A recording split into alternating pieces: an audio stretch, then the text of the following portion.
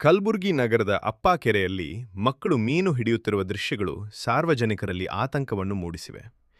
ಕೆರೆಯ ಆಳಭಾಗಗಳಲ್ಲಿ ಯಾವುದೇ ಸುರಕ್ಷತಾ ವ್ಯವಸ್ಥೆ ಇಲ್ಲದೆ ಮಕ್ಕಳು ಪ್ರಾಣಭಯ ಮರೆತು ನೀರಿಗೆ ಇಳಿಯುತ್ತಿರುವುದು ಅಪಾಯಕಾರಿಯಾಗಿದೆ. ಸ್ಥಳೀಯರ ಹೇಳಿಕೆಯಂತೆ ಕೆರೆಯಲ್ಲಿ ಮೀನು ಹಿಡಿಯುತ್ತಿರುವ ಮಕ್ಕಳನ್ನು ನೋಡಿ ಇತರ ಮಕ್ಕಳು ಕೂಡ ಆಳ ನೀರಿಗೆ ಇಳಿದು ಮೀನು ಹಿಡಿಯಲು ಯತ್ನಿಸುತ್ತಿದ್ದಾರೆ. ಇದರಿಂದ ಯಾವುದೇ ಕ್ಷಣದಲ್ಲಿ ಅನಾಹುತ ಸಂಭವಿಸುವ ಭೀತಿ ಹೆಚ್ಚಾಗಿದೆ. ಕೆರೆಯ ಸುತ್ತಮುತ್ತ ಸೂಕ್ತ ಎಚ್ಚರಿಕೆ ಫಲಕಗಳು, ಭದ್ರತಾ ಬೇಲಿ ಹಾಗೂ ನಿಗಾ ವ್ಯವಸ್ಥೆ ಇಲ್ಲದಿರುವುದೇ ಈ ಅಪಾಯಕ್ಕೆ ಪ್ರಮುಖ ಕಾರಣವಾಗಿದೆ ಎಂಬ ಆರೋಪಗಳು ಕೇಳಿಬರುತ್ತಿವೆ.